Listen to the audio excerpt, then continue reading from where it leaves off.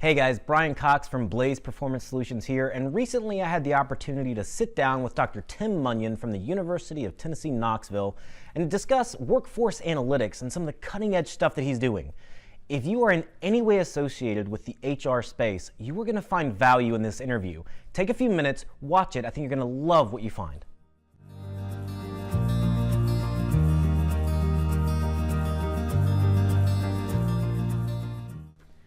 So I'm Tim Munyon. I'm a professor of management at the University of Tennessee at Knoxville, and I've also had the opportunity to serve on the faculties at the University of Central Florida and at West Virginia University. But before that, I started my career long ago in human resource management, and so I've always been passionate about workforce management issues, and that's primarily what I teach at the University of Tennessee. I've noticed something in working in class, working with executives and consulting.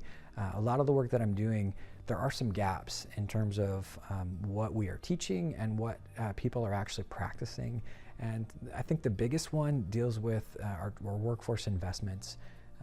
Specifically, I feel like there are some real gaps in terms of how we estimate the return on investment for those initiatives. So we have lots of money spent on training and development. We have lots of money spent on engagement, but companies have very little information or data back on how they're getting a return on those investments. I wonder, is it that people don't understand how to calculate the ROI, or maybe they're scared to because they're not sure that it's actually there? But I think that either way, there are problems in the field that need to be fixed.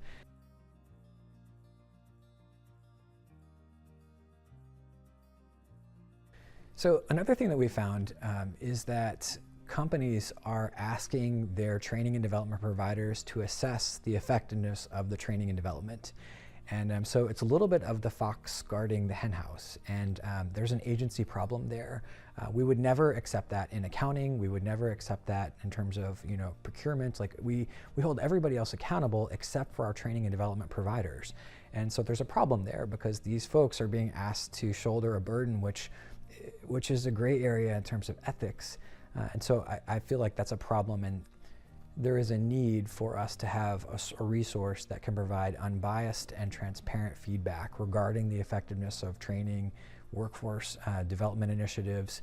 And so that's one of the things that Red Castle seeks to do, is to provide this unbiased perspective. We're not selling anything except for intelligence.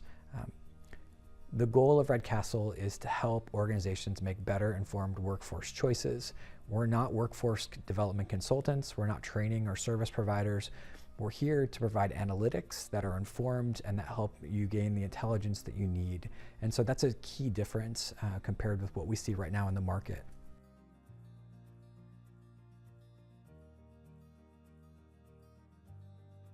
So imagine that you had a headache and you went to the doctor because it had been persistent and it had been bothering you. Maybe it was affecting your work or it was affecting your relationships. You couldn't be a good parent just because of the pain. Like it was there and it was really troubling you. So you go to the doctor in good faith because you want to resolve this issue, and the doctor hands you a prescription for pain pills and says, hey, go take these pain pills and good luck to you. That could be malpractice, right? Like think about all the different things that could be affecting the symptoms that you're experiencing. It could be barometric pressure, or it could be a serious chronic disease. So a good doctor will actually engage in diagnostics. A good doctor will figure out what's been happening in your life. They will look through all the potential causes, and they'll rule out some of those that are less likely or more likely. And when they make a prescription, they'll make a prescription that's actually going to address that root cause. And so it may be a pain pill, or it may be something more serious. But in organizations, all the time, we accept prescriptions that treat symptoms without actually treating the root cause of those symptoms. And when we do that, like we're literally engaging in professional malpractice toward our people.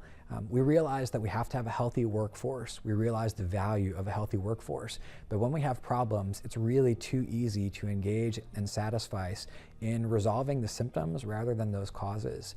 At the end of the day, we need unbiased, transparent intelligence that's going to help us understand where our workforce is at so that we can make the right call and the right prescription to address those controllable root causes.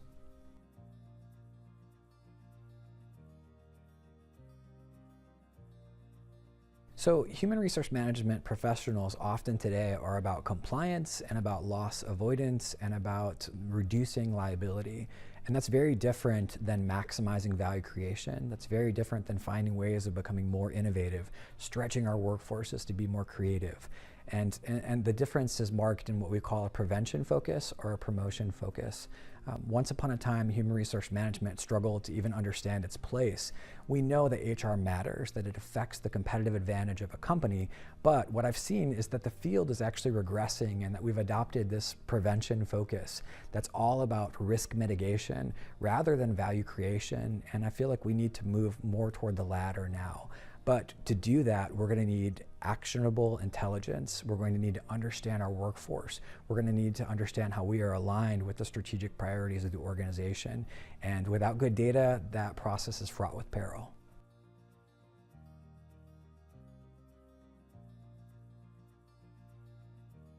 So another trend in HR is the move toward evidence-based management.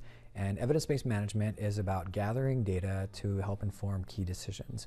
So companies have done a reasonably good job of gathering data. There are many consultancies and analytics companies that are out there that help understand your workforce, especially with regard to engagement.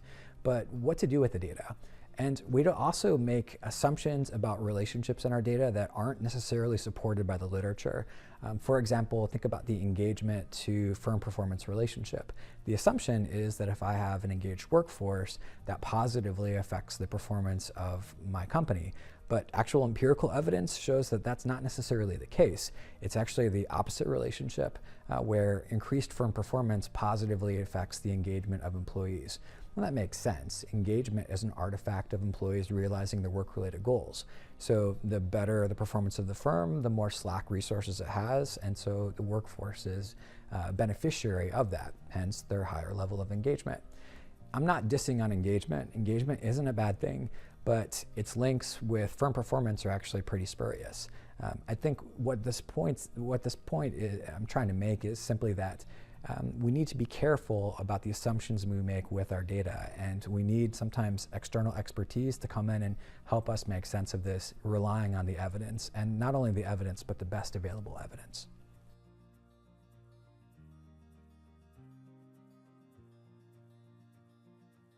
So Redcastle offers two distinct services. First, for organizations, we will audit the workforce to help you understand your human capital, to understand how it's changing across time, and to help you calculate the return on investment from your workforce initiatives. For consultants and service providers, we can actually go into companies, diagnose what's happening, and help you tailor your program offerings to address specific issues that company is facing. So for both, I feel like we offer good value, but the key is that we're trying to give you intelligence to make your services and your investments more effective.